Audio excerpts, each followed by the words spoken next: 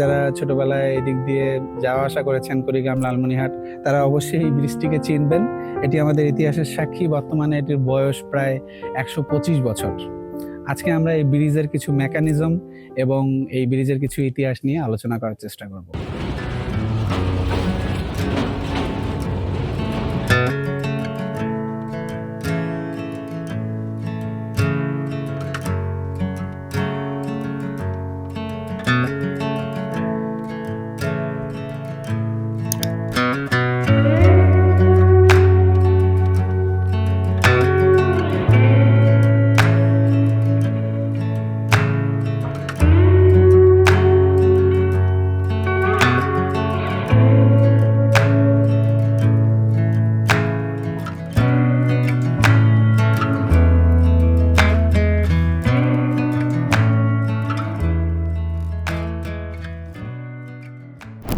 এটি একটি ট্রাস ব্রিজ, যা ত্রিভুজাকার ফ্রেমের একটি স্ট্রাকচার এবং এটি লোডকে সমানভাবে অর্থাৎ ইকুয়ালি ডিস্ট্রিবিউট করতে পারে। যখন এই ব্রিজ দিয়ে ট্রেন চলাচল করে তখন এই ব্রিজের এই হরাইজন্টাল যে পোর্শনটা আছে আপার কর্ড, এই আপার কর্ডে মূলত কম্প্রেশন আসে এবং লোয়ার কর্ডে হরাইজন্টাল আরও অনেকগুলো মেম্বার আছে, এগুলোতে মূলত টেনশনটা চলে আসে এবং এইভাবে এই ব্রিজের লোডটা মূলত ডিস্ট্রিবিউট হয়।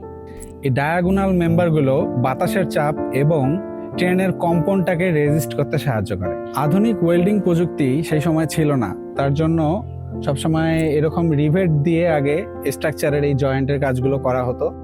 এই রিভেট হচ্ছে যথেষ্ট ভাইব্রেশন সহ্য করে এবং সহজে এটা কখনো লুজ হয়ে যায় না বা ঢিলে হয়ে যায় না। এই ভার্টিক্যাল মেম্বারগুলো টেনশন বা কম্প্রেশন উভয় টাইপের লোডই বহন করে।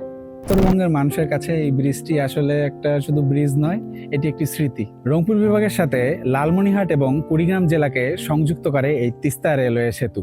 ২০১২ সালের আগ পর্যন্ত এখানে সব ধরনের যানবাহন চলাচল করেছে।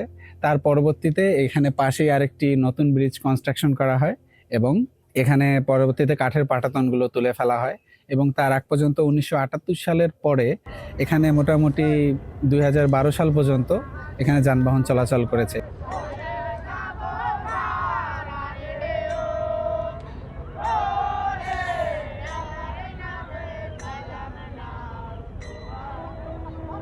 আপনি যদি সিভিল ইঞ্জিনিয়ারিং রিলেটেড কন্টেন্ট দেখতে ভালোবাসেন বা একজন ফ্রেশার গ্র্যাজুয়েট এরকম হয়ে থাকেন, তাহলে অবশ্যই আমাদের চ্যানেলটি লাইক, শেয়ার, কমেন্ট এবং সাবস্ক্রাইব করতে পারেন বন্ধুরা, এবং আমাদের ফেসবুক পেজটি ফলো করতে পারেন বন্ধুরা।